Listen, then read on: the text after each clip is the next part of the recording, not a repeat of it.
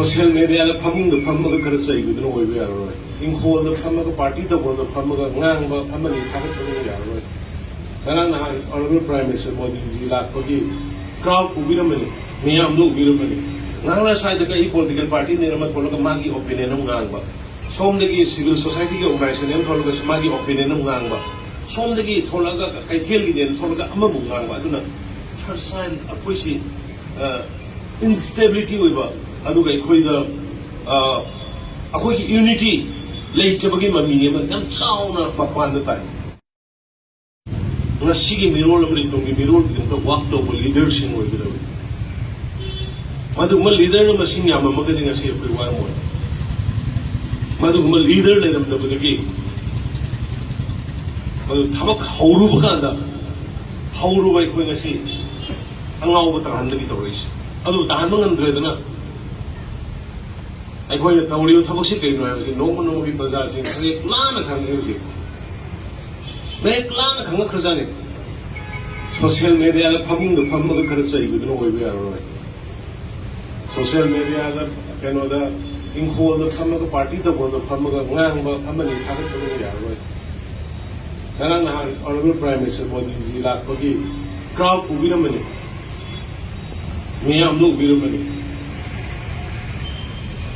manung da kari dauri ge se prime minister Modi ji na Sosanpur da ngangam ba speech ta bi ro nei na bi ro Sosanpur da honorable prime minister gi mamang da honorable governor na ngang gi ba point nei na bi ro nei na ba tam bio laila shohi ba sing TV discussion da yawi ba sing prasad min mai panghan da honor yu sing kum na nei na bio local self government na pirum ibang emphasis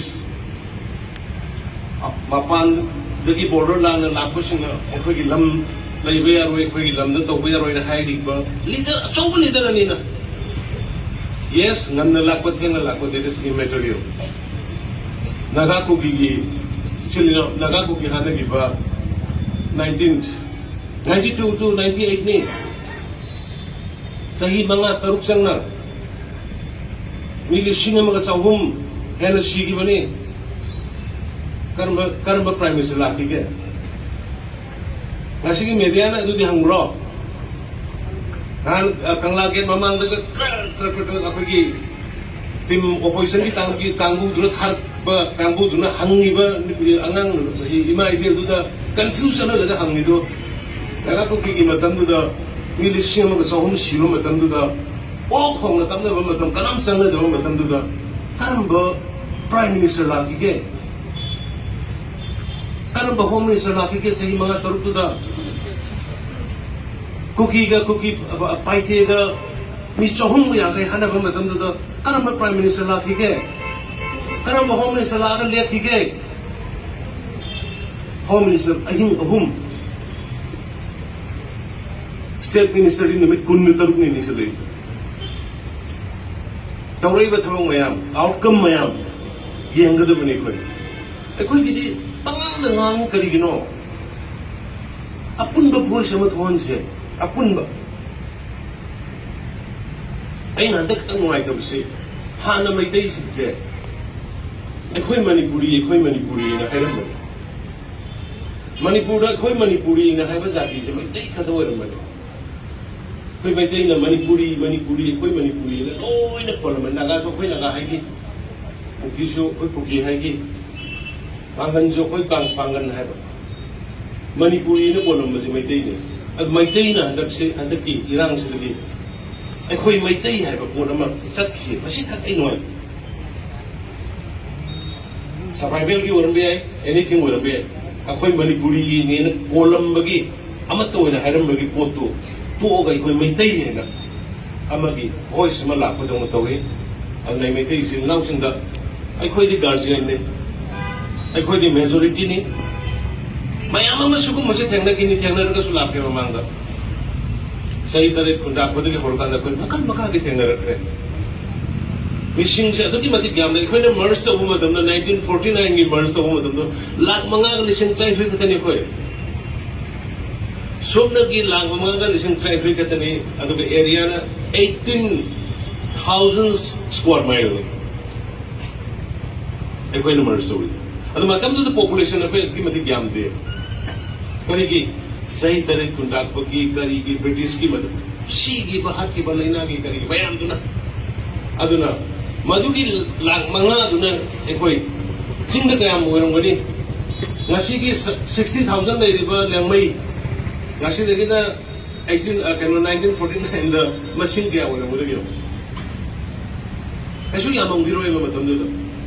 Ano na ikoy majority way ba may tigi a chong role naman from the very beginning. Langi matam laibak sistema ko matam the song na door galay. Nagasin biya maruin. Ano na nanggaam di may tigi anigi marka. How bre? Or not only Nagamite, even recognize the organized tribe there. Government recognize the tribe. Say, Panti lady, Wi-Fi lady, Gante lady, Hado lady, Sinkuki, and all the tribe Taramari, Drama 22, recognize the organization. I don't know, I'm saying, I'm not going to put Chilaga Hanagi Manipuno Madoi. Poheningi, aduga, aku sakam di tawag siya. Nahan yung Honorable Prime Minister ki Assam da pinambas bispo tapi rongane.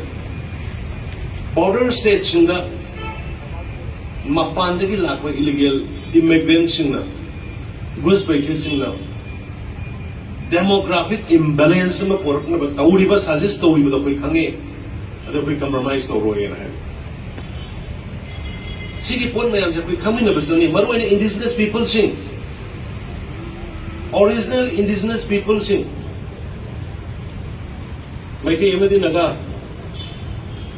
Ay ko'y kok sung sin na ba maton. At waloy din na. Ay huron nagi lamin na ba. Hur macam-macam kilagi ba tribe sing. Nasa ina panjagi ba daw. Highway sing sige ako'y apun ba. Ama salat ko matugga tuga ama katangay nga sige mari lang na yapil tong linge ay koy voice ay sume politics ni to we ano po politics ni har ka sulan gi matam dadi voice ama to he Ukraine ga Russia ga thong ngal banan voice ama kata Russia ga voice ama kata to he Ukraine gi voice ama ka Zelensky gi voice ama to he Russia gi Putin gi voice ama to he. Like that, Netanyahu ki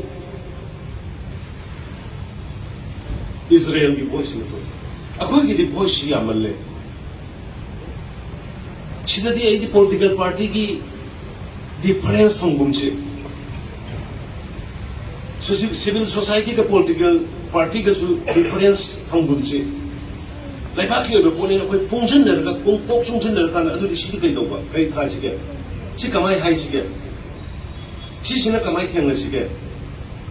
Legal deposit na kanasin na sige. Financial kamay tong ni ado di high ba sipot na yan sa pun na sa mi na bagsan. Nang last fight ka political party ni naman follow ka magi opinion ng ngang ba. Som dagi civil society ka organization ng follow ka sa magi opinion ng ngang ba. Som dagi follow ka kay theli din follow ka amabu ngang ba. Ado na first time apoy si instability ba. Ado kay koy da akoy unity late to begin my meaning, but them sound upon the time. Under my earnest appeal to the academician, intellectual, social activist, politician, all the matter. Manipur gi am na aruga tanda ni na. Ako'y wangang libre ka. Hay di ngang bayada ba matamoy. Tapak da sanga da ba matamoy. Ngang ba do lona ako'y kanar ka.